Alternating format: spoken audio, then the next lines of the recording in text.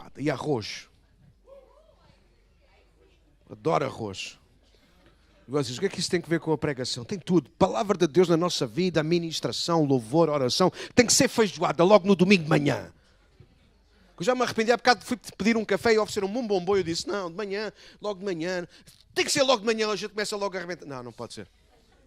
Estamos a falar no sentido espiritual, sim? Claro que sim, ninguém vai comer uma feijoada logo de manhã. Depois de uma noitada, assim a trabalhar até tarde, a gente até vem com coisa e tal, se estiver apuradinho então. Ok, não, agora já estraguei tudo. É bom pregar para vocês, já vos disse isso e vou dizer todas as vezes que me lembrar, porque é para mim o maior privilégio poder pregar nesta casa, está bem? Abra a tua Bíblia então, segunda carta a Timóteo, capítulo 1, verso 5. Este é o nosso texto base, está bem? É a terceira vez que eu vou estar a pregar sobre fé sincera, está bem? E o Zé, se não se importar, à medida que eu for passando as palavras, depois tu vais mudando, está bem? Tu percebes logo, está simples. E eu assim já não penso mais nisto. Amém. Então, 2 Timóteo, desculpem, capítulo 1, verso 5. Vou primeiro ler na nova versão transformadora, que eu costumo usar, e diz: lembro-me da sua fé sincera, como era a da sua avó Loides e da sua mãe Eunice, e sei que em você essa mesma fé continua firme. Qual fé? Qual é a fé que está em Timóteo? Qual é a fé que Paulo vê em Timóteo? Eu acho que vocês conseguem fazer melhor. Qual é a fé que Paulo reconhece que há na vida de Timóteo? Yes. Na nova versão internacional ou nas versões mais comuns que vocês têm na vossa mão, há de falar, em vez de fé sincera, há de dizer fé não fingida. Certo? Sim? Alguém tem diferente? Bora aí conversar um bocadinho. Alguém tem diferente? Fé sincera ou fé não fingida? É o que toda a gente tem. Alguém tem outra expressão? Sem fingimento. Muito bem, João. Está ali no Google a procurar versões diferentes só para chatear. Não, estou a brincar. Não, na boa. Então, fé sincera, fé não fingida ou sem fingimento. Então nós temos estado a falar sobre isto. E este é o meu desafio para a minha vida e para a vida da nossa casa. E desejo isso para as minhas ovelhas. Vocês sejam gente quem Deus olha... Em primeiro lugar, Deus olha e encontra uma fé sincera. Mas aquilo que nós temos estado a ver é que não apenas Deus repara no tipo de fé que nós temos, uns e outros, nós também podemos reparar nisso. Paulo conseguiu perceber isso na vida de Timóteo, não é?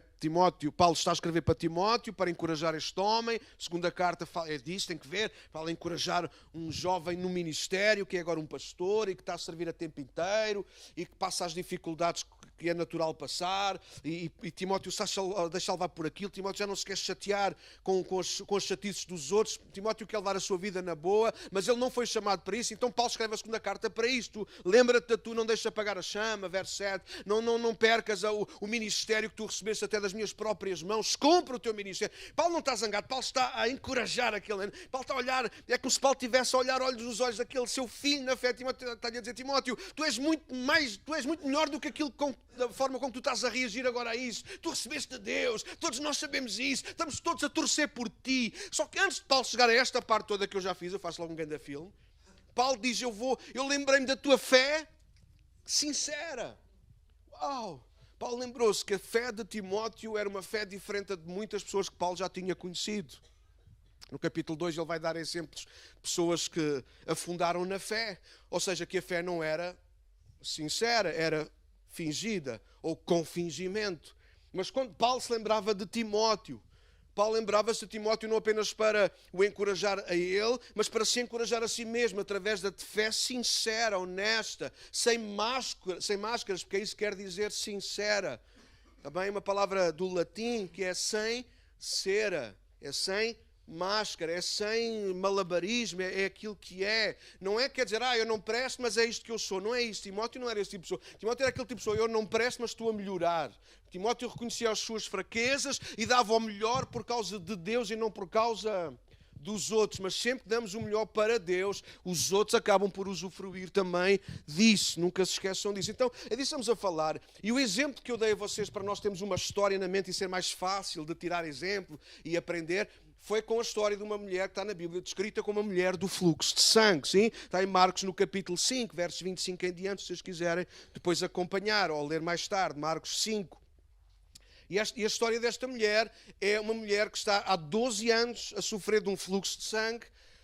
Naturalmente, ao fim de 12 anos já estaria muito aflita, mas a descrição que Marcos faz é: esta é uma mulher que sofria muito, que sofreu muito à mão de vários médicos, gastou tudo o que tinha, ou seja, é alguém que investiu muito de si própria, do que tinha, correu para toda a gente e não sabemos se por último recurso ou não, vamos usar, porque sim, foi o último recurso que ela usa e a partir dali já não precisou mais, não é? Mas ela então ouve que Jesus está a passar naquela cidade e ela toma uma decisão: eu vou encontrar-me com Jesus. Só que foi um encontro estranho.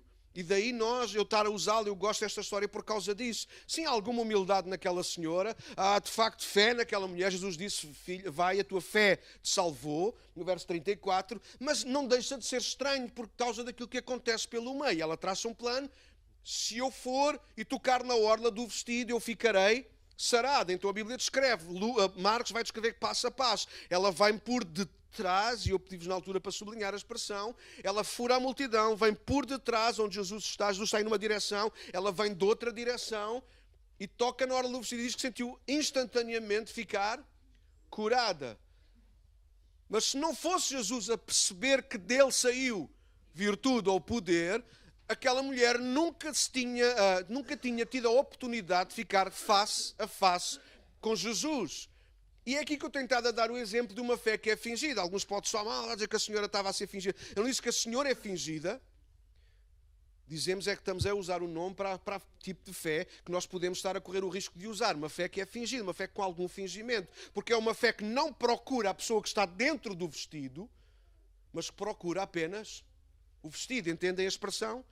E isso é mau. Porquê? Porque Jesus não veio para nos dar as costas, e ela encontra o poder nas costas de Jesus, mas Jesus veio para revelar quem Deus é, o seu amor, a sua graça. Muito mais do que para fazer milagres, Jesus veio para trazer salvação. E salvação é muito mais do que apenas e só, claro que sim, passa muito por aí, há pouco celebramos, morrer numa cruz, claro que sim, pelos nossos pecados, mas salvação tem que ver com salvar-nos, literalmente, salvar-nos a nós mesmos, de nós mesmos. E para isso nós precisamos de encontrar Jesus, não o vestido, não as costas, mas ficar face a face com Ele. Eu devo exemplos de pessoas que não, pelo menos a Bíblia não registra milagres, como Zaqueu, como a mulher que quebrou o vaso aos pés de Jesus, e outros exemplos, para não perder mais tempo agora, que não sabemos de nenhum milagre que tenha acontecido, mas percebemos que aquelas pessoas mudaram literalmente de vida. Quantos conhecem a história de Zaqueu? Aquele que era um homem baixo, a gente aprendeu isto na escola de Nical, nós que andámos na escola de Nical aprendemos isto. Era um homem que era pequenino, baixa estatura, 1,5 m para aí, 1,60 m, mas não se riam, que alguns também não passaram muito disso. E ele, quando percebeu que Jesus ia passar na zona dele, ele queria ver quem era Jesus. Ele não queria apenas ouvir de quem era Jesus. Ele nem queria apenas só ouvir a voz, ele queria ver Jesus. Então subiu uma árvore. Jesus não perdeu a oportunidade. Zaqueu talvez quis passar despercebido no meio das folhas da palmeira, mas Jesus consegue ver tudo. Se ele conseguiu ver Natanael debaixo de uma figueira, ele também consegue ver um Zaqueu escondido dentro de uma palmeira, e chamou. Ainda foi pior, Zaqueu ainda ficou mais envergonhado. É mesmo contigo que eu quero falar, desce depressa, eu hoje quero entrar na tua casa. Nós não sabemos o que é que eles conversaram, sabemos a mudança, a profunda mudança que Jesus exerceu na vida de Zaqueu, como fez, se calhar, na vida da maior parte de nós que aqui está nesta manhã. Nós não conseguimos explicar tudo, não conseguimos traduzir por palavras tudo aquilo que Jesus fez na nossa vida, mas há uma coisa que sabemos: nós não queremos continuar a ser o que éramos, porque Jesus mudou a nossa vida. E quando Zaqueu acabou aquela refeição, se é que a acabou, ele disse a Jesus: Jesus, eu vou devolver em quádruplo aquilo que eu roubei, aquilo que eu tirei aos outros, eu vou devolver. A minha vida agora mudou. Não há milagre, não há um coxo a andar, não há um cego a ver, há apenas alguém cuja vida mudou por se encontrar com Jesus. E é disso que estamos a falar. Uma fé sincera expõe-nos diante de Jesus, independentemente dele fazer ou não milagres, expõe-nos diante dele. E foi isto a segunda sessão que nós falámos. Expõe-nos diante do seu amor. Porque Jesus não veio apenas para fazer milagres, Jesus veio para nos amar e nos dar a oportunidade de o amar a Ele. E se Jesus não para na história daquela mulher que eu estava a citar, Jesus não para se encontrar com ela, ela tinha recebido um milagre, mas perdia Jesus. E eu acho que é melhor perder um milagre, mas jamais perder Jesus. Sim? Ok, mais ou menos. Para alguns de vocês não estão convencidos, mas também não quer saber. Sou o pregador, eu vou pregar aquilo que eu quiser. Eu escrevi alguma coisa do género. Jesus valoriza mais as pessoas que os problemas. E às vezes nós estamos a ver um tempo em que valorizamos mais os problemas do que as pessoas. Jesus valoriza mais o encontro que o milagre.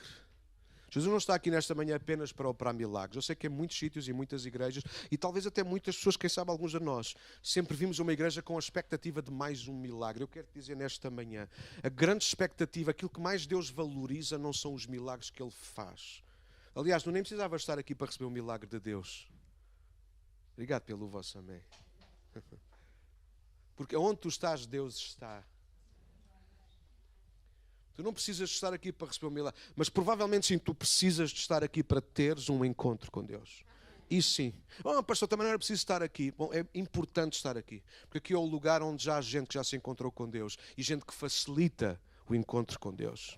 Sim, aqui também podem, e já tem acontecido, e vão continuar a acontecer muitos milagres, porque Deus é um Deus de promessas, Deus é um Deus que faz milagres, Deus é um Deus que ainda não mudou. Mas o que Ele mais prioriza não é os milagres, Rodrigo. Aquilo que Deus mais prioriza são encontros.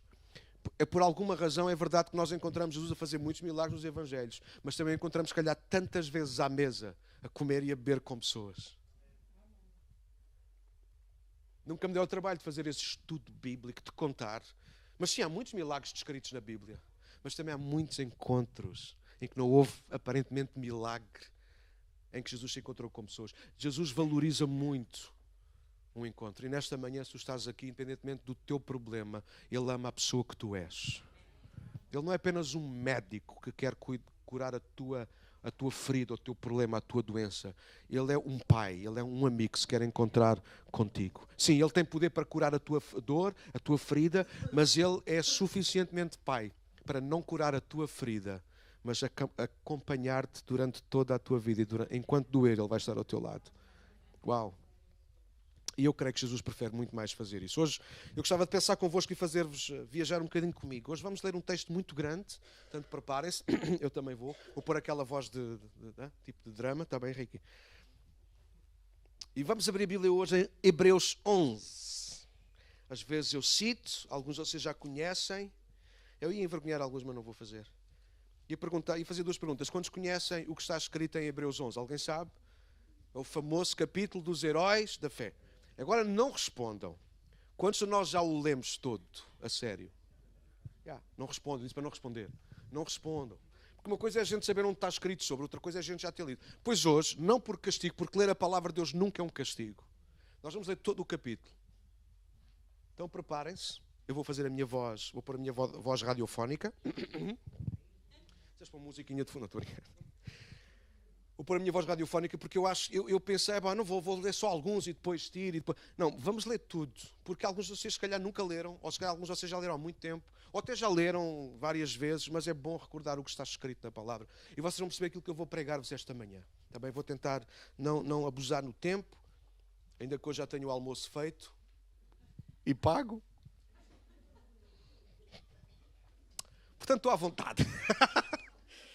Ok, vamos juntos em Hebreus 11, sim? Ok. Já sabem, se a versão for diferente, tirem os olhos da vossa e ouçam a minha bonita voz. E eu apareceu o António Sala. Alguém se lembra do António Sala a fazer a voz de rádio? Eu era mais a cantar Aleluia. Okay. Ele levou esta canção um Eurovisão. Eu sou antigo. Ok, vamos respirar fundo. Hebreus 11, estão prontos? A fé mostra a realidade daquilo que esperamos. Ela nos dá convicção de coisas que não vemos. Pela fé, pessoas em tempos passados obtiveram aprovação. Pela fé entendemos que todo o universo foi formado pela palavra de Deus. Assim, o que se vê originou-se daquilo que não se vê. Pela fé, Abel apresentou a Deus um sacrifício superior ao de Caim. Com isso, mostrou que era um homem justo e Deus aprovou as suas ofertas. Embora muito esteja morto, ainda fala por meio do seu exemplo. Pela fé, Enoque foi levado para o céu sem ver a morte. Ele desapareceu porque Deus o levou para junto de si. Porque antes de ser levado, ele era conhecido por agradar a Deus. Sem fé é impossível agradar a Deus. Quem deseja se aproximar de Deus deve crer que Ele existe e que recompensa aqueles que o buscam. Pela fé, Noé construiu uma grande embarcação para salvar a sua família do dilúvio. Ele obedeceu a Deus, que o advertiu a respeito de coisas que nunca haviam acontecido. Pela fé, condenou o resto do mundo e recebeu a justiça que vem por meio da fé. Pela fé, Abraão obedeceu quando foi chamado para ir a outra terra que ele receberia como herança. Ele partiu sem saber para onde ia. E mesmo quando chegou à terra que lhe havia sido prometida, viveu ali pela fé, pois era como estrangeiro morando em tendas. Assim também fizeram Isaque e Jacó, que herdaram a mesma promessa. Abraão esperava confiantemente pela cidade de alicerces eternos, planejada e construída por Deus. Pela fé, até mesmo Sara, embora estéril e idosa, pôde ter um filho. Ela creu que Deus era fiel para cumprir a sua promessa. E assim uma nação inteira veio desse homem velho e sem vigor. Uma nação numerosa como as estrelas do céu, e incontável como a areia da praia. Todos eles morreram na fé. E embora não tenham recebido todas as coisas que lhes foram prometidas, as avistaram de longe e de bom grado as aceitaram. Reconheceram que eram estrangeiros e peregrinos neste mundo. Evidentemente, quem fala desse modo espera ter sua própria pátria. Se quisessem, poderiam ter voltado à terra de onde saíram, mas buscavam uma pátria superior, um lar celestial. Por isso, Deus não se envergonha de ser chamado o Deus deles, pois lhes preparou uma cidade. Pela fé, Abraão, ao ser posto à prova, ofereceu Isaque como sacrifício. Abraão, que havia recebido as promessas, estava disposto a sacrificar seu único filho, embora Deus lhe tivesse dito: Isaque é o filho de quem depende a sua descendência. Concluiu que se Isaque morresse, Deus tinha poder para trazê-lo de volta à vida. E, em certo sentido, recebeu seu filho de volta dos mortos. Pela fé, Isaque prometeu bênçãos para o futuro de seus filhos, Jacó e Esaú. Pela fé, Jacó, prestes a morrer, abençoou cada um dos filhos de José e se curvou para adorar, apoiado em seu cajado. Pela fé, José, no fim da vida, declarou com toda a confiança que os israelitas deixariam o Egito e deu ordens para que cuidassem dos seus ossos. Pela fé, os pais de Moisés o esconderam por 3 meses, tão logo ele nasceu, pois viram que a criança era linda e não tiveram medo de desobedecer ao decreto do rei. Pela fé, Moisés, já adulto, recusou ser chamado filho da filha de Faraó, preferindo ser maltratado junto com o povo de Deus e aproveitar os prazeres transitórios do pecado.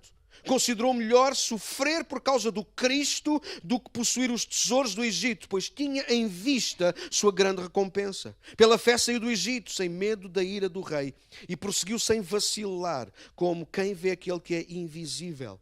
Pela fé ordenou que o povo de Israel celebrasse a Páscoa e aspergisse com sangue os batentes das portas, para que o anjo da morte não matasse seus filhos mais velhos. Pela fé, o povo de Israel atravessou o Mar Vermelho, como se estivesse em terra seca. Quando os egípcios tentaram segui-los, morreram todos afogados.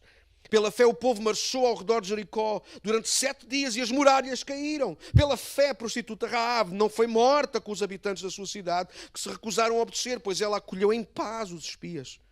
Quanto mais preciso dizer? Levaria muito tempo para falar sobre a fé de Gideão, Baraque, Sansão, Jefté, Davi, Samuel e os profetas tiveram. Pela fé, eles conquistaram reinos.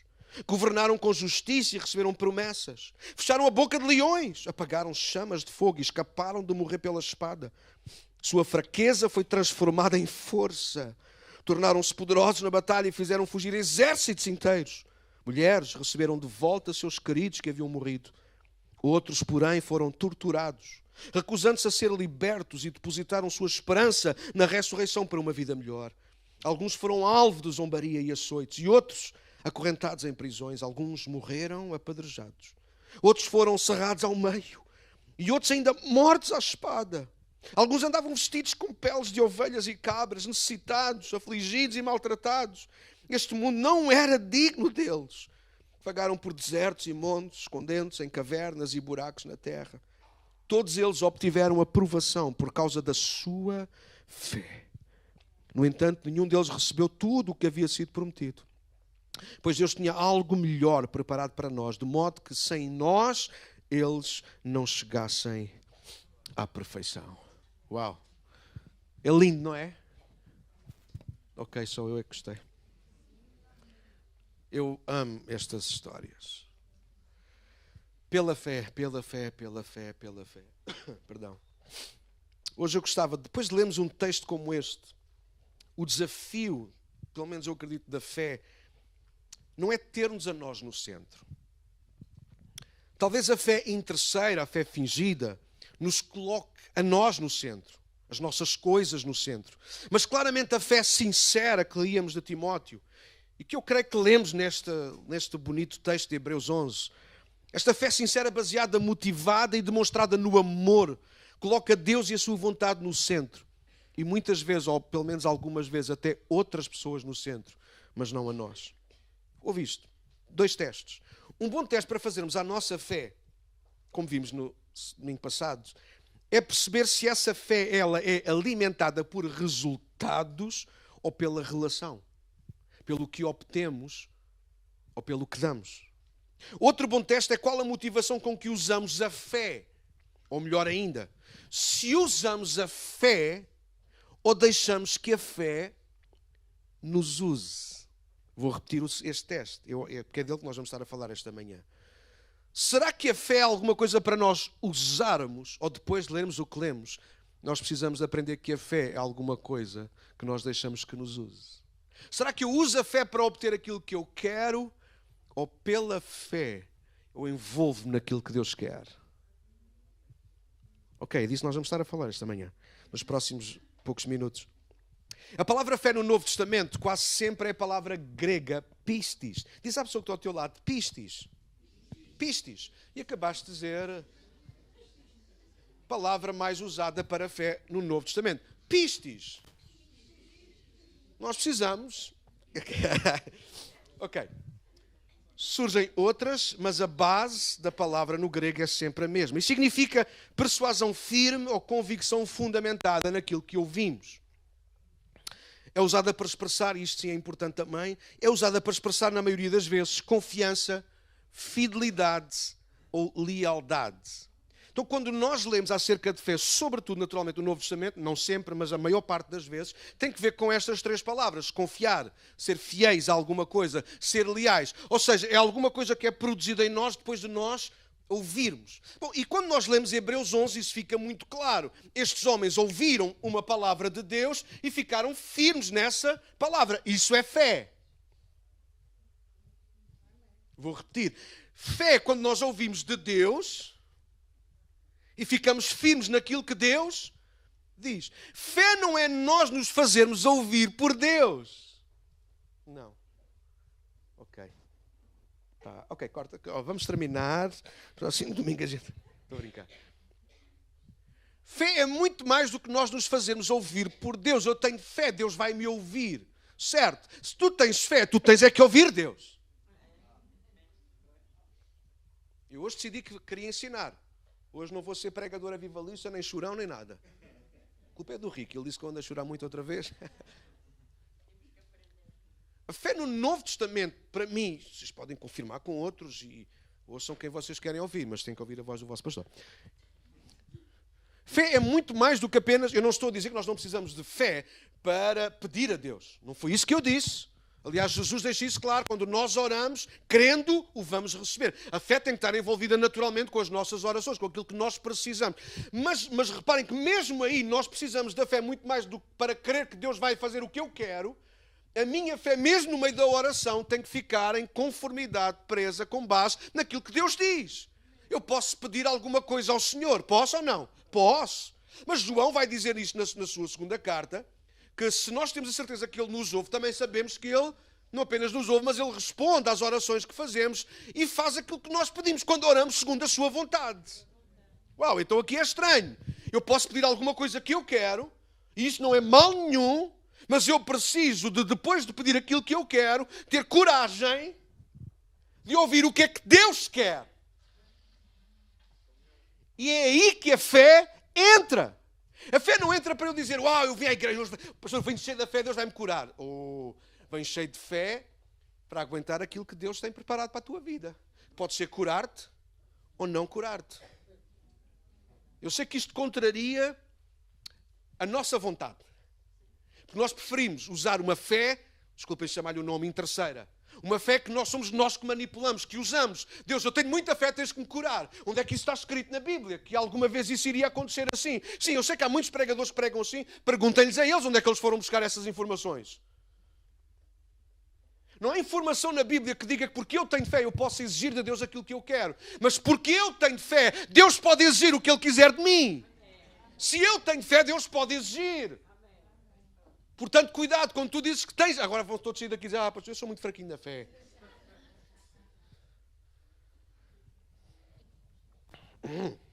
E ao tempo já era. Vocês também não têm fome, comeram tarde. Não, bora aí. Não me ouvem mais 10 minutos, dão-me 10 minutos. Quem dá 10 minutos? Quem dá mais? Ok. Isto é o que eu acredito sobre fé sincera, está bem? Vou ser muito resumido, tentar ser breve. Depois, quando eu escrever o meu livro daqui a 10 anos... Ouve. A fé sincera apoia-se em convicção. Bora ouvir, que é para eu sentar a ser... E vocês conseguirem... Eu quero mesmo que a gente aprenda alguma coisa hoje.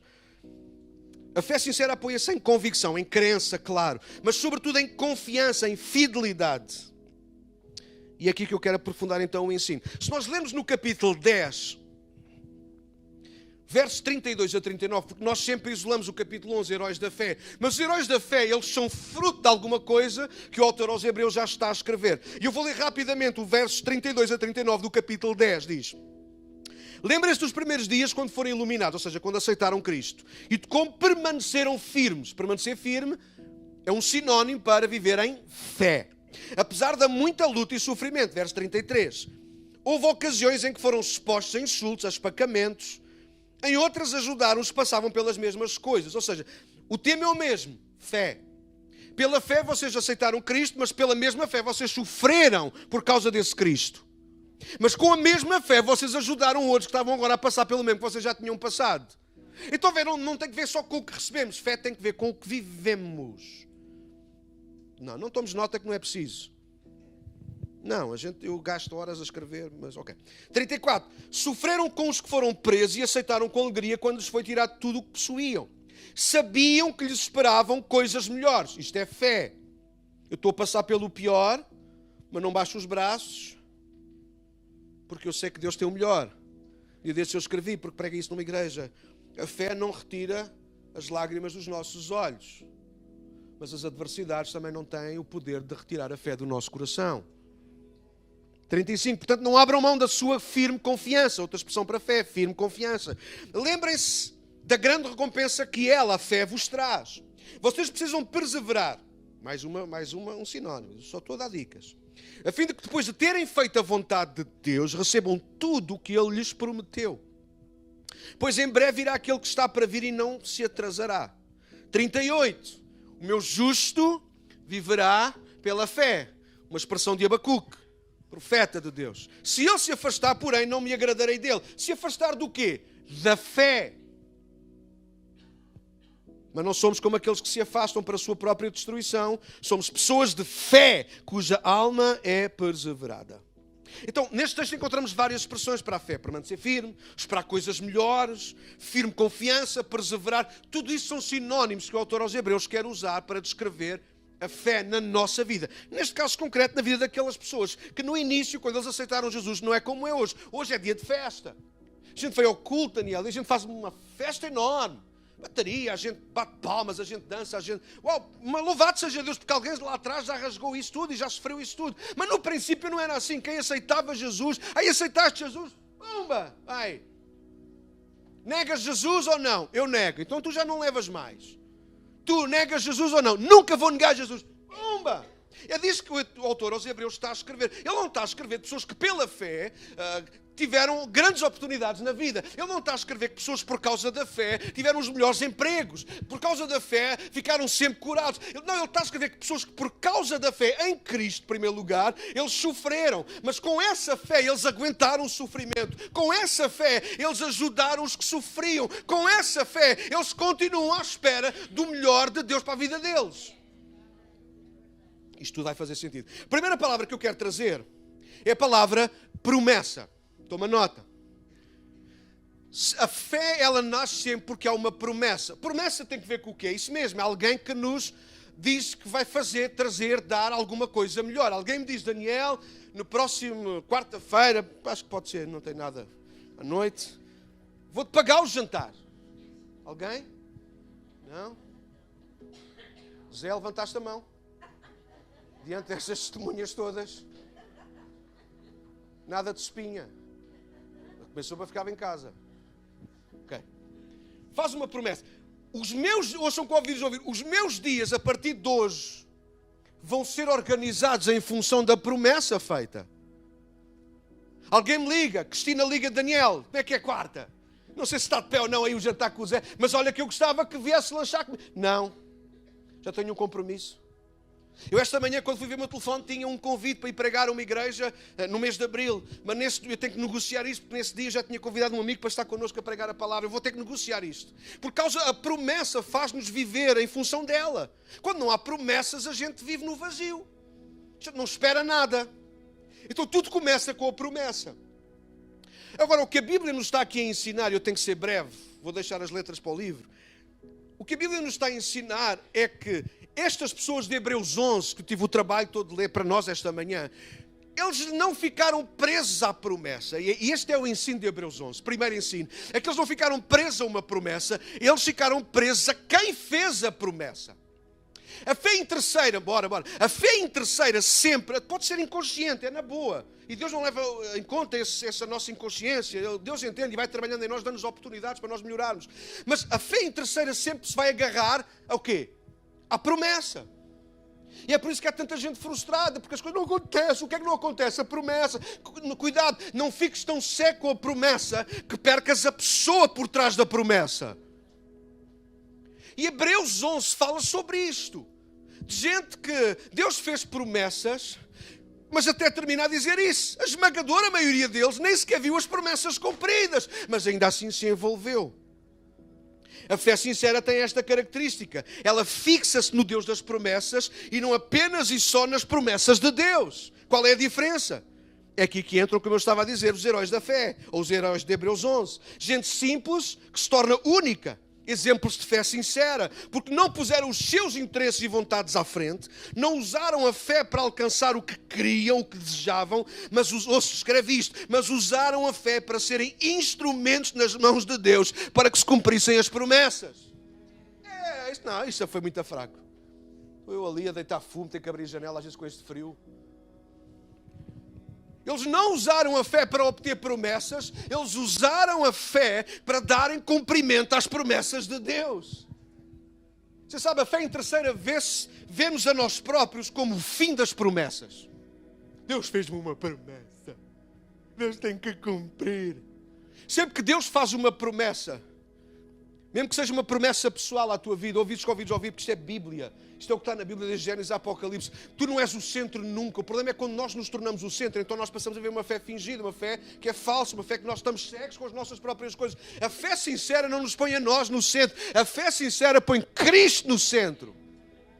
Mesmo que Deus faça uma promessa à minha vida, e sempre que terá que ver com um plano que é maior do que eu.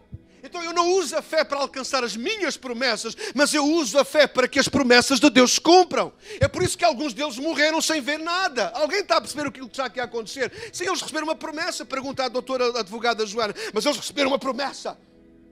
Sr. juiz, eles tinham direito, não tinham nada. Eles receberam uma promessa. Quem disse que a promessa tinha que se cumprir nele e acabar neles? O desafio de Deus é nós termos fé para darmos à luz as promessas. Nem sempre as vamos viver. E algumas vezes nós vamos.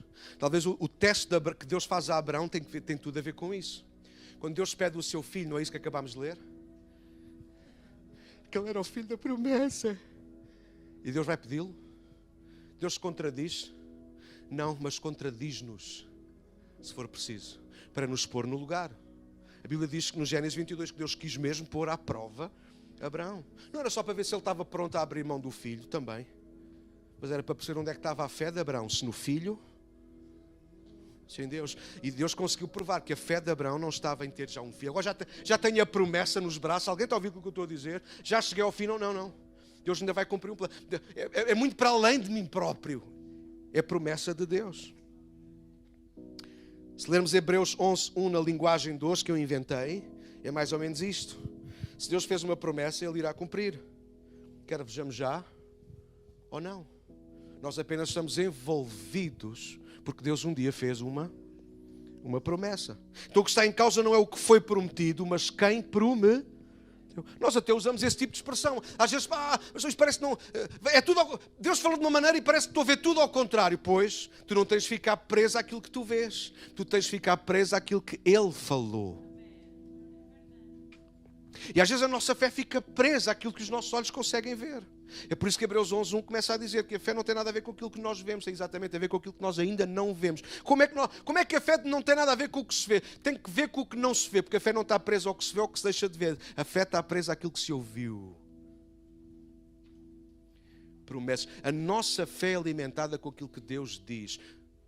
Há um autor qualquer que escreveu algo do género, eu não consigo ter aqui a frase, eu não pus nos meus apontamentos, mas eu lembrei-me, é muito interessante. Não te esqueças na escuridão daquilo que Deus te falou na luz. Porque nós estamos aqui num ambiente deste e estamos bem, graças a Deus conseguimos entender tudo. O pregador fala rápido, mas entende-se bem o português dele. Ele fala pausado, as palavras entendem-se. Eu percebo muito bem aquilo que Deus disse, mas de repente a gente sai daqui e as trevas vêm. Às vezes um momento de escuridão. Nunca te esqueças no meio da escuridão daquilo que Deus te falou na luz. Porque aquilo que nos segura não é o cumprimento das promessas, não é a promessa em si. É aquele que faz as promessas. Eu tenho que avançar. A segunda palavra, podes pôr, por favor. A fé sincera tira-nos do centro e leva-nos a confiar em Deus de forma total e incondicional. É isso que nós vemos em Hebreus 11, não é? Gente que não sabia o que é que vai acontecer, mas eles apostaram tudo o que tinham. Sim ou não? Noé, por exemplo, quem conhece a história de Noé? Toda a gente. Uma pergunta. Não sei se está aí gente da contabilidade, da guita, dos números. Quanto é que Noé...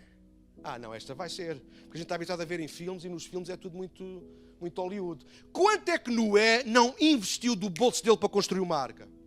Toma e vai buscar. Nunca ninguém perguntou. Sou o primeiro a perguntar. Quanto é que Noé teve que investir do bolso dele para construir uma arca que foi Deus que mandou fazer?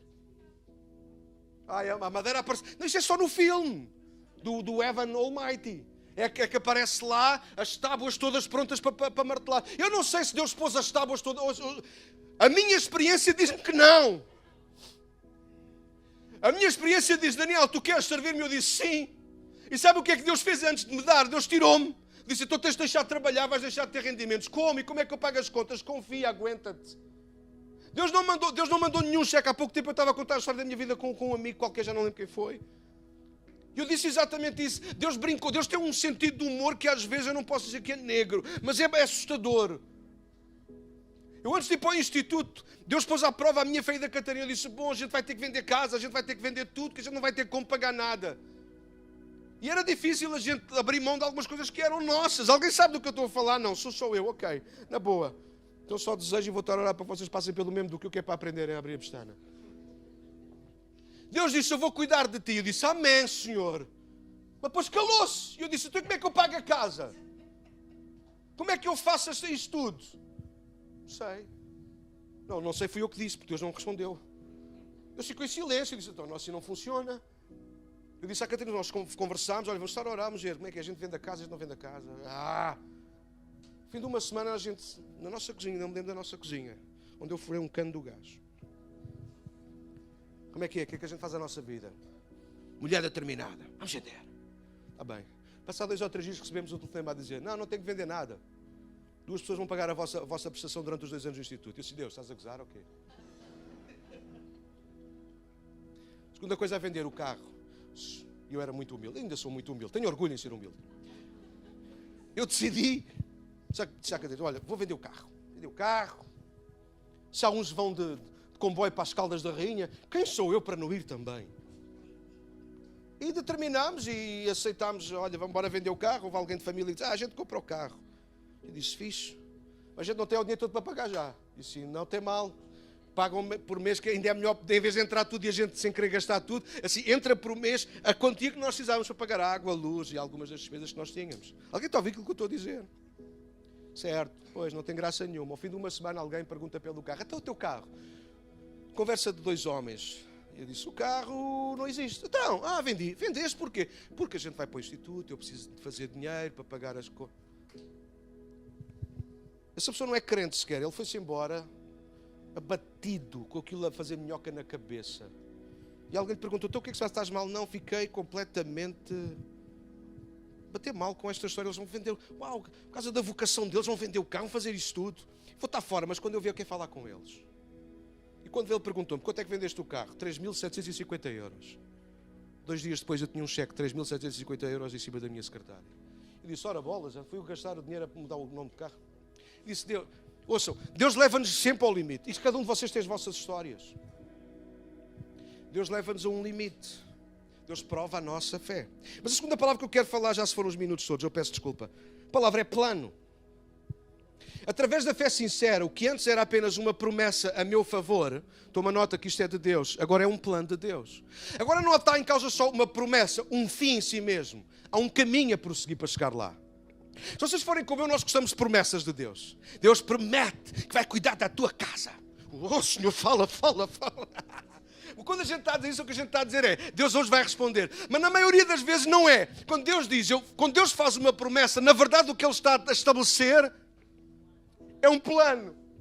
Só que quando nós contamos usar sem querer a fé fingida, a fé interesseira, a gente só vê promessa e não consegue ver o plano. Mas há um plano. Eu tenho que passar à frente, depois eu escrevi isto tudo e mando, está bem? Terceira palavra, bora lá. E a terceira palavra é propósito. Então, tudo com P, que é para ajudar a memorizar, pode ser? Qual é a primeira palavra? Segunda. Terceira? Propósito. Tudo o que Deus faz tem propósito. Deus estabelece uma promessa para a nossa vida. Para que se atinja ou se cumpra essa promessa, Ele sempre tem um plano. Podia não haver. Ele abre e fecha os olhos, ou estala os dedos e as coisas acontecem. Mas Ele prefere trabalhar em nós através de um plano. Mas sempre tudo o que Deus diz, tudo o que Deus faz, tem propósito. E a fé interesseira faz-nos ficar cegos para o plano e para o propósito. A gente só quer a promessa. E agora deixa-me terminar com a última palavra, por favor. Que é a palavra, não é possesso, é a palavra processo. E nós não gostamos desta terceira palavra. Desta última, aliás, quarta palavra, desculpem. A palavra processo. A palavra processo faz parte do plano. Ou no plano, nós vamos passar pelo processo. E a fé interesseira sempre foge do processo. Se vocês ouviram pelo menos com atenção Hebreus 11, e se alguns de vocês estão diante de mim e conhecem a Bíblia, a palavra de Deus, e conhecem várias histórias de homens e mulheres, vocês sabem tão bem como eu, que a maior parte deles passou por tiveram grandes promessas, havia grande plano de Deus para a vida deles, havia claramente definido um propósito, mas todos eles passaram por processo. E eu não vou alongar mais, porque o tempo já passou. E acho que vocês já perceberam onde é que nós estamos a chegar. A fé sincera, ou a nossa fé, se quiserem assim, ela não serve apenas para nós alcançarmos então aquilo que nós queremos. A nossa fé serve, sobretudo, para nós conseguirmos viver e sobreviver no processo. A fé não é para nós alcançarmos, a fé é para nós caminharmos. Eu vou repetir que alguns não perceberam o que eu disse. A fé não é para nós alcançarmos, a fé é para nós caminharmos. A fé tem que ser a melhor amiga do processo. Foi isso que nós lemos ao princípio, Hebreus 11 e depois Hebreus 10. Eles tinham em vista alguma coisa melhor. Aonde? Quando estavam no pior. E no pior normalmente é isso mesmo, é processo. Processo de Deus. E deixa-me dizer-te uma coisa nesta manhã, quase a terminar. Há processo de Deus para a tua vida. A luta, por exemplo, que às vezes nós estamos a passar, não é obra do acaso, não é só obra do diabo, é processo de Deus para a tua vida.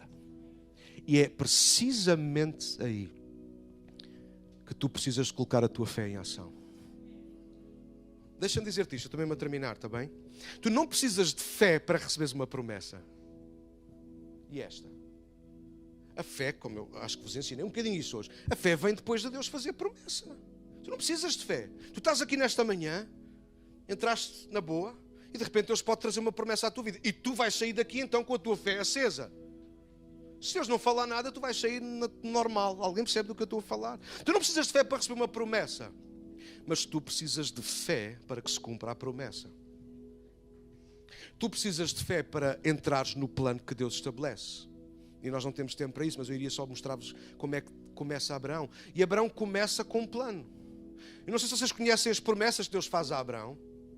Uma nova terra, uma nova família, uma nova nação, bênçãos. Ele diz isso tudo lá em Gênesis 12. E mais à frente até a promessa de um filho. Mas sabem como é que começa? Começa com um plano. A promessa começa com um plano. Sai da tua terra. E você sabe, às vezes nós gostamos de receber a promessa. Deus vai me abençoar. E se vocês repararem, se vocês forem como eu, na maior parte das vezes nós rapidamente esquecemos o plano. Deus nunca faz, Carlos, esta é para tu escreveres. Deus nunca faz uma promessa sem estabelecer um plano primeiro. Porque Deus não nos dá promessas de bandeja. Deus quer abençoar-nos. Mas Ele quer que nós façamos parte do processo. Porque Deus está mais interessado em cuidar do nosso caráter, mudar a pessoa que somos, do que cumprir propriamente promessas. Deus pode fazer uma promessa agora e instantaneamente cumpri-la. Ele não depende de nós. Mas nós dependemos das promessas de Deus, porque pelo meio, entre a promessa e o cumprir da promessa, há uma coisa que se chama processo. E é aí olha, este é mesmo do Espírito para nós. E é aí que a esmagadora maioria de nós nos encontramos quase todos os dias. Entre a promessa e o cumprimento. Não, eu sei que Deus é bom, promessa. Estão comigo ainda para terminar? E eu sei que Deus vai me ajudar. Só que até que essa ajuda chegue, nós vamos estar a passar pelo processo. Houve convidos a ouvir. Tu não precisas de fé para receber uma promessa. Esta vai ser dura. Tu não precisas de fé para que a promessa se cumpra. Porquê? Porque quem está em causa é quem fez a promessa. Raquel, isto é bem ensino, eu estou maluco hoje. Vou repetir. Tu não precisas de fé para receber a promessa e não é preciso fé para que Deus cumpra a promessa. Ele a faz e Ele a cumpre. Mas no processo, tu precisas de manter a tua fé. Queres viver nas promessas de Deus? Tu não precisas de fé para Deus fazer-te uma promessa e não precisarás de fé para que Deus as cumpra. Ele é fiel mesmo quando nós somos infiéis. Mas tu e eu precisamos de fé para nos manter no processo. Posso fazer uma pergunta para não, isso não está a fazer sentido, não está? Quantos de nós já desistimos no meio do processo? Quantos de nós, entre a promessa feita e o cumprimento dela, nós saímos do caminho? Nós abrimos mão da dita promessa. Sim, Deus prometeu, mas o quê? Quem falhou não foi Ele. Ele fez a promessa, sim, Ele vai cumpri-la. Eu vou repetir que alguns não disseram amém. Deus fez a promessa, Ele vai cumpri-la. Deus fez a promessa, Ele vai cumprir. Jesus disse que ia voltar, Ele vai mesmo voltar. Jesus disse que te ia abençoar, Ele vai mesmo abençoar. Jesus disse que ia trazer cura à tua vida, Ele vai mesmo trazer. Tudo aquilo que Ele promete, Ele cumpre. Ele não está dependente. Ouçam, o poder de Deus não está dependente da nossa fé. Ele é sempre poderoso, Ele era, Ele é e há de ser para todo o sempre poderoso. Mas nós precisamos de fé para nos manter salvos, vivos, ativos, enquanto a promessa acontece e não acontece. E deixa-me terminar a dizer-te isto. É isto que nós lemos, por isso eu li o capítulo 11 de Hebreus. Homens e mulheres. Porque aquilo que vocês leram não foi o cumprir de uma promessa. Aquilo que vocês leram foi processo. Eles foram caminhando até que chegámos à igreja que temos hoje. E nós estamos a continuar a construir a igreja para outros amanhã até que Jesus venha. Nós vamos estar no processo até estarmos no céu. O processo só vai acabar quando chegarmos ao céu. Então eu e tu precisamos de fé para nos mantermos a salvo, confiantes, durante o processo. E Deus vai trazer processo. Se não estás, tu vais viver. Repito e termino, porque Deus está mais interessado na tua salvação, no trabalhar o teu caráter, na tua pessoa que tu és, do que em tanto dar-te aquilo que tu queres. Mas Deus está mais interessado em cumprir o seu plano do que os nossos planos. Deus está mais interessado em dar propósitos aos propósitos dele do que aos nossos. E tudo o que nos acontece, promessas, planos e propósitos, sempre vai ter pelo meio processo. E é no processo, Daniel, que nós precisamos de colocar a nossa fé. Deus, tu disseste que ias cuidar e eu não estou a ver nada. O que é fé? É aquilo que nós ainda não vemos. Deus, eu não estou a entender o que é que acontece. Pois não estás. Estás no processo. Deus, mas tu garantiste, eu já orei, outras pessoas oraram, eu já jejuei, eu já fiz tanta coisa. Não tem que ver com o que tu fazes, tem que ver com manteres a tua fé acesa durante o processo. E se Deus nunca fizer aquilo que eu estou à espera, não tem problema, Ele sempre fará aquilo que prometeu.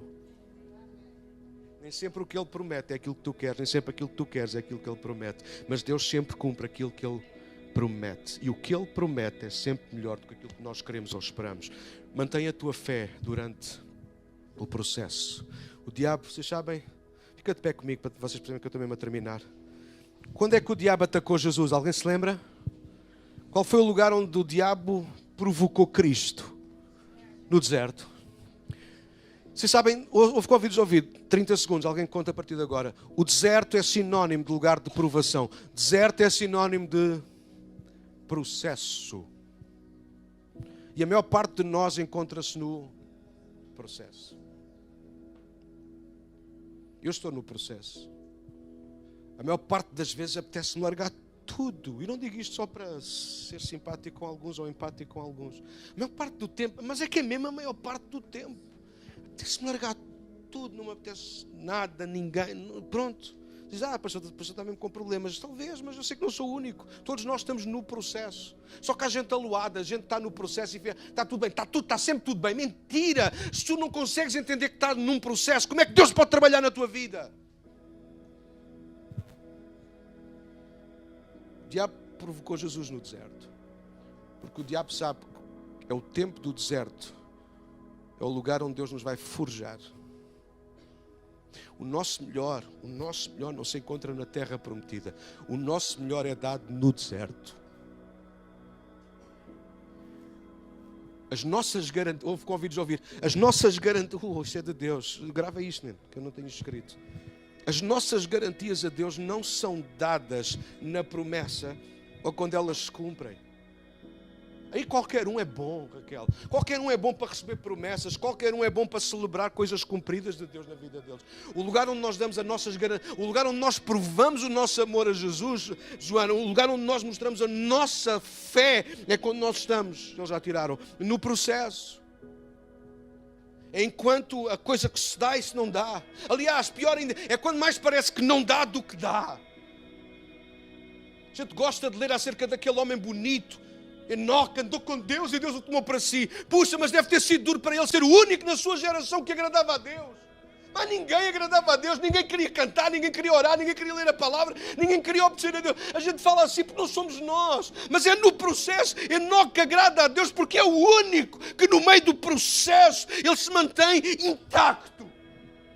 Porque é que não é escolhido porque é um grande homem de Deus? Não, porque no meio de uma geração totalmente corrompida, ele manteve-se certinho com Deus. Não era perfeito, mas a sua fé era sincera. E no meio de um processo de construção que levou mais de 120 anos, a investir do tempo dele, a dar marteladas nos dedos, a pôr a ver os filhos a crescer e a pô-los a trabalhar com eles. Mas qual é o propósito? Não é o deles, era de Deus. Talvez aqueles filhos perguntaram qual é o plano. Não é meu, o plano é de Deus. Mas qual é o propósito disto? Pai, não sei, é propósito de Deus. E Deus no tempo certo vai trazer propósito a isto. Sim, é no processo que nós nos questionamos. Se estamos bem, se estamos mal, se estamos a fazer o que é certo. Alguém sabe do que eu estou a falar? Eu sou o único. É no tempo do processo que a gente deixa de discernir qual é o propósito. Já não percebemos o que é que estamos a fazer, porque é que estamos a fazer. Continua a bater, continua a fazer aquilo que Deus te pediu. Mantenha a tua fé durante o processo. O processo não é para o princípio. A fé não é para o princípio, nem é para o fim. A fé é para usar enquanto tu caminhas em direção àquilo que Deus prometeu. Estás a caminho ou não? Quantos estão a caminho daquilo que Deus prometeu? Quantos ajudem-me, às vezes, eu perceber. A quantos fez sentido aquilo que ouviram esta manhã? E a fé é para eu me manter no processo de Deus na minha vida. Deus, nesta manhã nós nos rendemos a Ti. Não exigimos nada, Deus. Não queremos pedir nada a não ser de que nos aceites. Perdoa-nos